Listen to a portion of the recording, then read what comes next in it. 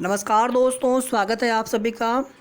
दोस्तों यहाँ पर हम 3 तरह के महत्वपूर्ण अपडेट्स आपको देने वाले हैं, जिसमें 2 अपडेट्स आपके कोर्ट अपडेट है, साथ में एक अपडेट दोस्तों आपकी भर्ती प्रक्रिया को लेकर के है।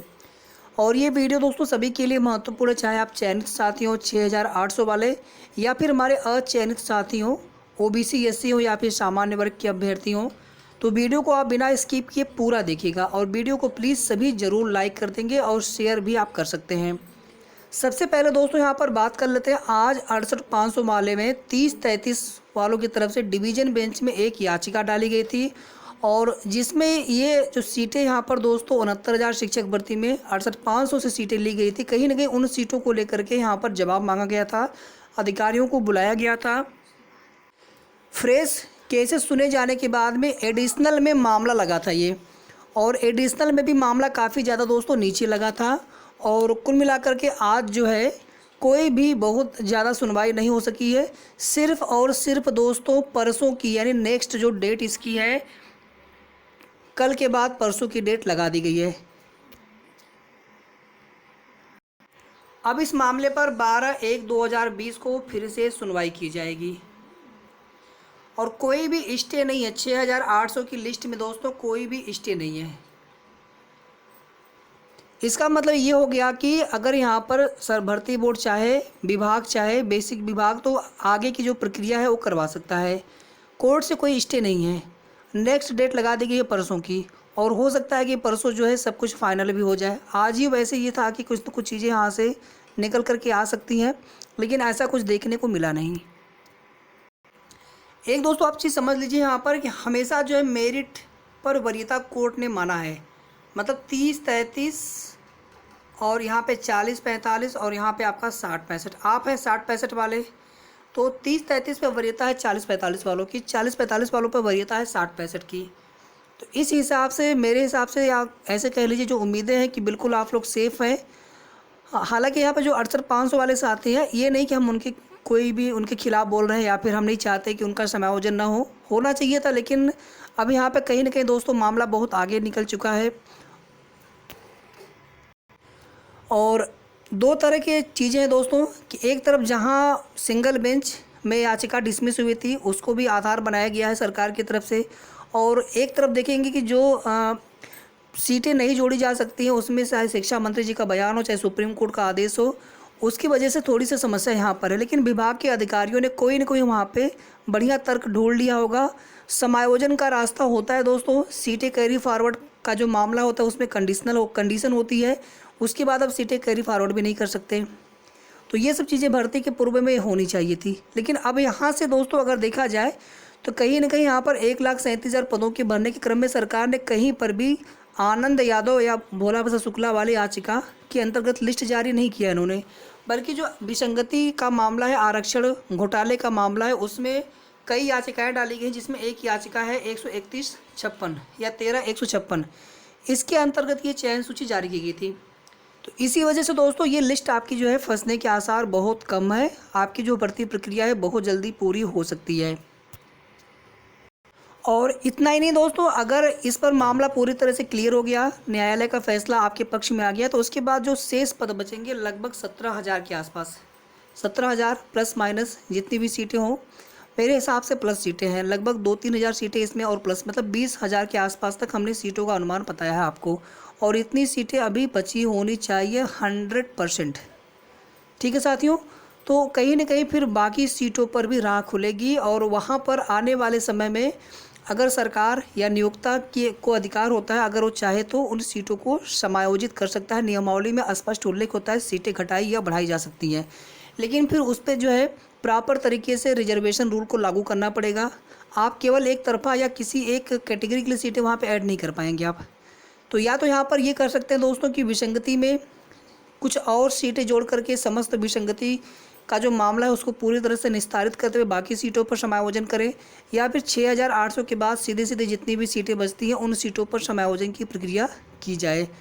फिलहाल में दोस्तों आचार संहिता लग गई है, फिर फरवरी में चुनाव होंगे, सरकार ने कोई भी फैसला नहीं लिया, और धीरे धीरे आचार संहिता की भेंट चढ़ गया। 22,000 का मुद्दा हो, चाहे आरक्षण में विसंगति का मुद्दा हो। हालांकि एक संतोषजनक थोड़ा सा कह सकते हैं कि 6,800 की लिस्ट इन्होंने जारी कर दी, लेकिन ना तो जिलेवार सूची जारी की, ना काउंसलिंग शेड्यूल, ना आगे की प्रक्रिया बढ़ाई उन्होंने।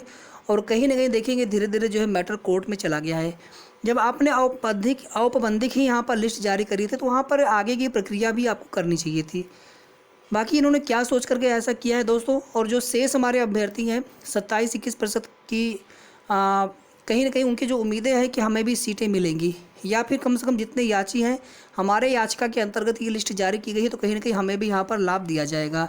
इसी उम्मीद में दोस्तों सब लोग जो है पूरा संघर्ष कर रहे हैं। और मेरी तरफ से दोस्तों पूरा आपको सहयोग, समर्थन, संघर्ष के लिए हमेशा साथ रहूँगा जब तक ये पूरी सीटें समायोजित नहीं हो जाती हैं। सीधा सा उद्देश्य है दोस्तों कि आप पूरी सीटें जोड़िए, आरक्षण विसंगति को भी पूरी तरह से आप यहाँ पर निस्तारित करिए, साथ ही साथ शेष पद को आप सभी वर्ग से समायोजित करिए। कोई उसका विरोध नहीं कर रहा है, ना तो ओबीसी, एससी, जनरल, कोई विरोध नहीं कर रहा। सब लोग चाहते हैं कि सबका भला हो भैया, ठीक है। तो ये कुल मिलाकर के दोस्तों हो गया। दूसरा देखिए, जो आरक्षण की विसंगति में लोहा सिंह पटेल वाली याचिका है या फिर जो कनेक्टेड याचिका है दोस्तों, फिलहाल में इसकी डेट नहीं लगी अभी तक है, और इसकी डेट अब तक लग जानी चाहिए थी। दिसंबर लास्ट में 2 सप्ताह का शायद 2 वीक्स का शायद समय मांगा लिया गया था वहाँ पर, तो मेरे हिसाब से अब तक यहाँ पर डेट लग जाना चाहिए था, लेकिन यहाँ पर डेट लगी नहीं है। अब उसके पीछे का रीज़न जो भी हो दोस्तों, लेकिन प्रयास किए जा रहे हैं कि जब भी इस पर बहस हो, आर्गूमेंट हो, सीनियर अधिवक्ता को हायर किया जाए और इसमें कम से कम याची लाभ की स्थिति होनी चाहिए, उससे कम कुछ नहीं। अगर 27-21 पूरा नहीं मिल सकता है दोस्तों यहाँ पर, तो कम से कम याची लाभ की पूरी स्थिति बननी चाहिए।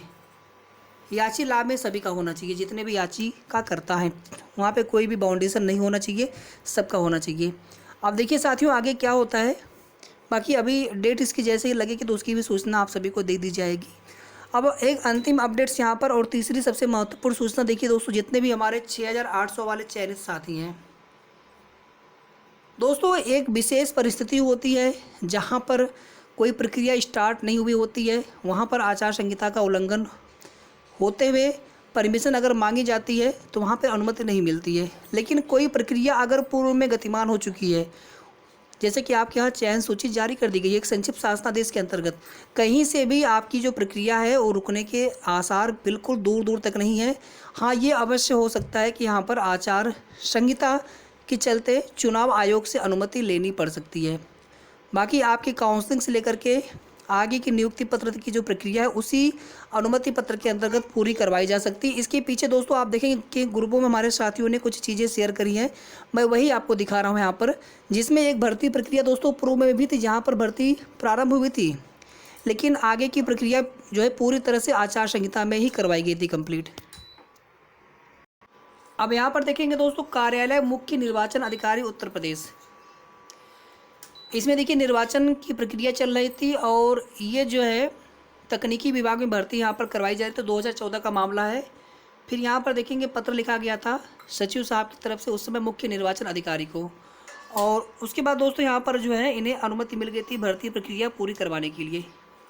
जूनियर इंजीनियर के पद यहाँ पर भर्ती चल रही थी विभिन्न विभागों में, ये पत्र आप पूरा देख लीजिएगा, ठीक है। तो कुल मिलाकर के दोस्तों सिर्फ कहने का मतलब इतना है कि आपकी भर्ती कहीं से भी फंसने वाली नहीं है। 6,800 के जितने भी चयनित साथी हैं, डॉक्यूमेंट्स आप लोग जो है बिल्कुल तैयार करते रहिए, कोई भी डॉक्यूमेंट्स आपका छूटना नहीं चाहिए। और फिलहाल में दोस्तों 12 तारीख की डेट लगी है, परसों की डेट लगी है, तो हम ये नहीं कह सकते कि आजकल में आपके जो शेड्यूल जारी कर दिए जाएंगे। हाँ, लेकिन अगर विभाग चाहे यहाँ पर तो आगे की प्रक्रिया बढ़ा सकता है, क्योंकि यहाँ पर कोई स्टे नहीं लगा है कोर्ट की तरफ से, सिर्फ यहाँ पर जवाब मांगा गया है, ठीक है। तो अब ये डिपेंड करेगा विभाग के ऊपर। बाकी दोस्तों आप लोग थोड़ा सा दबाव बनाने का प्रयास करिए विभाग के ऊपर, शिक्षा मंत्री जी से मिलकर के या फिर मुख्य सचिव जी से मिलकर के, सर हमारी जो प्रक्रिया कंप्लीट करवा दीजिए, कोर्ट में सुनवाई चलती रहेगी। बाकी जो भी आदेश आएगा, वैसे भी आपने चूँकि औपबंधिक ही एक तरह से आपने लिस्ट जारी कर दी है और अभी तक जिलेवार सूची जारी नहीं की गई है। हालांकि याचिकाकर्ता जो है आरक्षण विसंगति वाला 131-56 के अंतर्गत है, तो उसमें भी जब भी अंतिम न्याय आएगा तो जो भी न्याय होगा उसके अंतर्गत ये लिस्ट आपकी प्रभावित रहेगी। लेकिन कहीं ना कहीं दोस्तों आप सभी जानते हैं कि विसंगति को यहाँ पर माना गया है, तो सीटें और जुड़ने वाली हैं, आपकी लिस्ट में कोई समस्या नहीं आने वाली है, जहाँ तक आप लोग भी चीज़ों को समझते हैं। तो कुल मिलाकर के इतनी ही अपडेट्स है दोस्तों इस वीडियो के माध्यम से। आगे की जो भी सही और ऑथेंटिक जानकारी मिलती रहेगी, बिल्कुल निष्पक्ष तरीके से आप सभी को समय समय पर सूचना मिलती रहेगी हमारे चैनल के माध्यम से। तो वीडियो को प्लीज़ सभी लोग ज़रूर लाइक कर दीजिएगा। बहुत बहुत धन्यवाद।